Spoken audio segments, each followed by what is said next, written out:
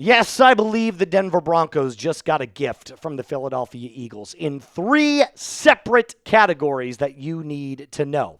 Welcome in, Broncos country, to the Broncos Breakdown by Chat Sports. My name is Moose, and on today's episode, we're going to talk some injury news for the Philadelphia Eagles and the Denver Broncos. We're going to talk about what Vic Fangio had to say about Broncos QB1 Bo Nix, and then, of course, this whole A.J. Brown drama that might just work in the Denver Broncos' favor as a major distraction looms over the city of brotherly love.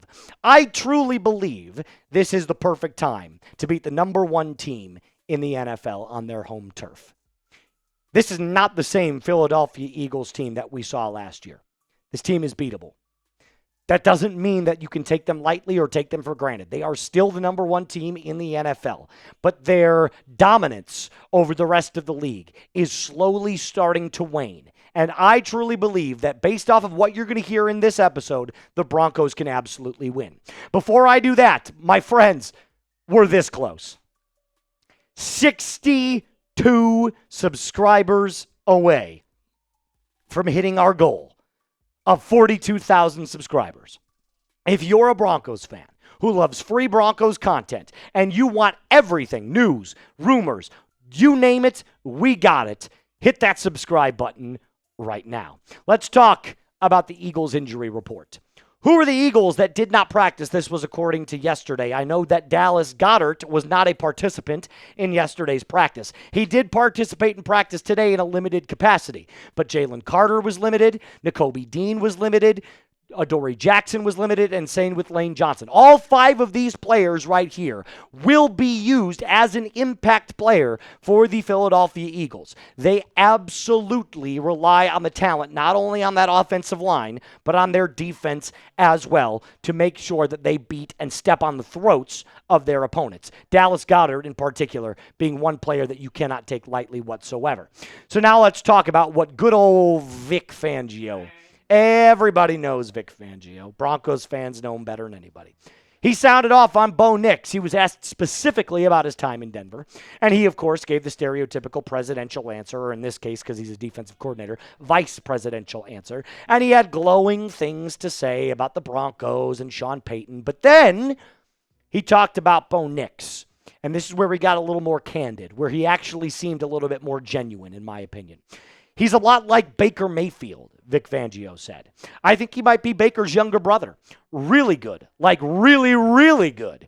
I mean, he's a scrambler. He's a competitor. He'll throw the ball in tight windows. He'll run their offense really well. I think Sean does a great job bringing him along, and they have their quarterback for the future. That's high praise coming from Vic, a defensive coordinator that just won the Super Bowl last season with the Philadelphia Eagles. However, I do believe that he brings this in specifically to talk about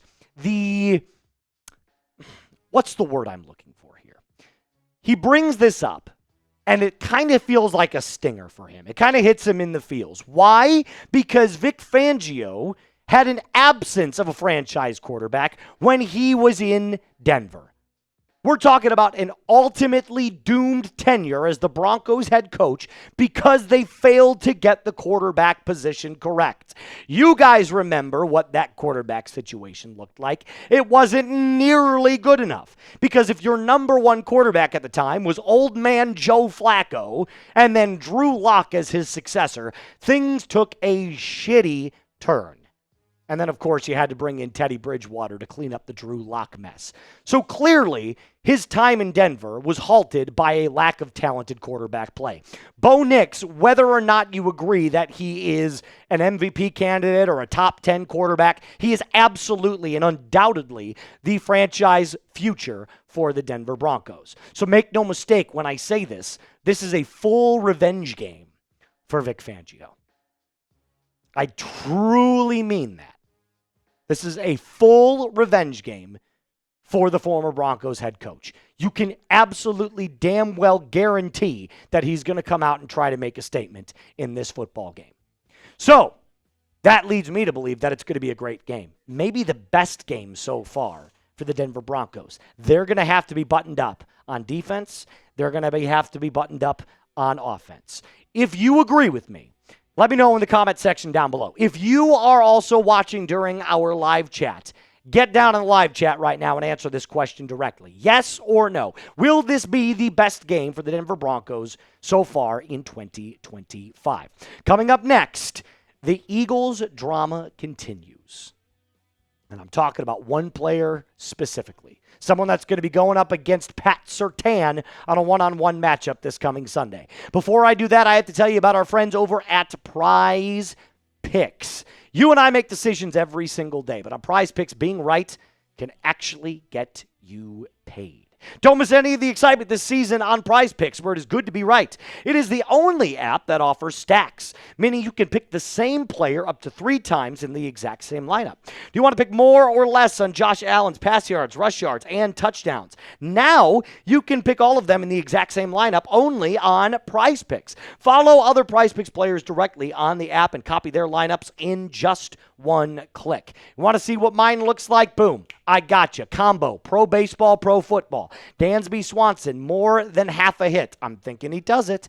Dak Prescott against the Jets, more on the passing yards. And you know I can't even begin to tell you how I can't wait to watch Jalen Hurts get stifled by the Denver Broncos secondary. Less on the passing yards. Yours can look like this, but it doesn't have to. All you got to do is download the app today. Use code CLNS to get $50 in lineups after you play your first $5 lineup. That's code CLNS to get $50 in lineups after you play your first $5 lineup. Prize Picks. It is good to be right. Whoa, the vanishing A.J. Brown. He's no longer here. That's totally fine. A.J. Brown is one of those players, in my honest opinion, that is so much more talented than the current situation that he's already in. I'll bet you didn't know this. A.J. Brown has been nonstop vocal about his role on the Philadelphia Eagles in 2025. Stop me if you've heard this before. But after the last game that they played, where they beat the Los Angeles Rams, or was it the Tampa Bay Buccaneers? It was the Tampa Bay Buccaneers. He declined to comment to the media, and this is where the drama starts. Declines to talk to the media, and then hours later, posts this on his X. If you're not welcomed, not listened to, quietly withdraw. Don't make a scene. Shrug your shoulders and be on your way. And then, of course, he was asked about it, and he said, no, that wasn't about the Philadelphia Eagles whatsoever. I was just in a mood. Really? Just in a mood, huh? After you declined to talk to the media, after you have been vocal about not getting the targets and the share of the offense that you so rightly believe you deserve. And there is no secret, he's been pissed with his lack of targets.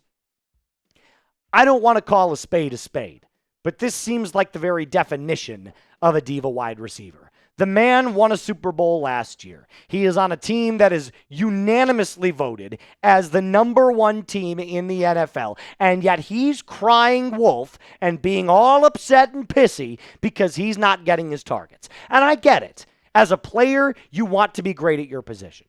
I get it. As a player, you want to make sure that you make your money based off of your production. I am not saying that they shouldn't feed him the football, but you cannot be this vocal in the media about it. Period. Here's what he had to say about his Eagles situation. I don't think it's a bad thing for me wanting the football, he said. It's not just for targets or anything, to put numbers up. No, I see that we're struggling. And I'm a guy that wants the ball in those times when we can't find a way. Give it to me. When the game's on the line, give me the ball. I want that. I want that pressure. I put it on myself, and I work hard for it. All right, mister, you want the ball. Good luck. That's all I got to say. Sad but true. Good luck getting targets on PS2. Look what Pat Surtain did just last week on Monday Night Football. Shut down the number 1 wide receiver in the entire league. Okay, I get it. Jake Browning, he sucks. But this is what Jamar Chase's numbers looked like on Monday Night Football against Pat Surtain, who was on him like white on rice all game. 8 targets, 5 receptions, 23 yards, 4.6 yards per reception. If Pat Surtain can do that to the very best in the NFL, he can damn well do it to A.J. Brown. And I'm going to be completely honest with you. Jalen Hurts is not a great thrower of the football, especially from the pocket. He does a great job of throwing the ball downfield and up the sideline. That's about it. Everything else is dink and dunk. Over the middle of the field, he's not nearly elite enough. And this right now is a perfect testament to exactly what A.J. Brown is talking about. 14 receptions, 151 yards, averaging 10.8 yards per reception and only 1 touchdown. They won't feed him the football. So this, to me, is the perfect time to really put the pressure on this Philadelphia Eagles offense. I guarantee you the noise is loud in Philadelphia. I guarantee you the fans are going to be loud. I guarantee you that if A.J. Brown comes out in that first quarter and doesn't get his targets, he will absolutely pout. Use this distraction to your advantage. Keep Pat Surtain on him all game long. That means Riley Moss is going to have to go up against Devontae Smith. But I truly believe that what you're going to see is that the Philadelphia Eagles are going to try and run the football and make this as low scoring as possible. I don't think this game gets above 25 points for either team. I think 24-21 Denver Broncos. And if you believe that they're going to get a W, let's get those victory vibes going. Spam W in the comment section down below. I want to see as many W's as possible. All right, that is going to do it for us, though, on today's episode. A reminder to hit that subscribe button. Hit that like button if you haven't already. Broncos country, a mile high salute to you. Be cool.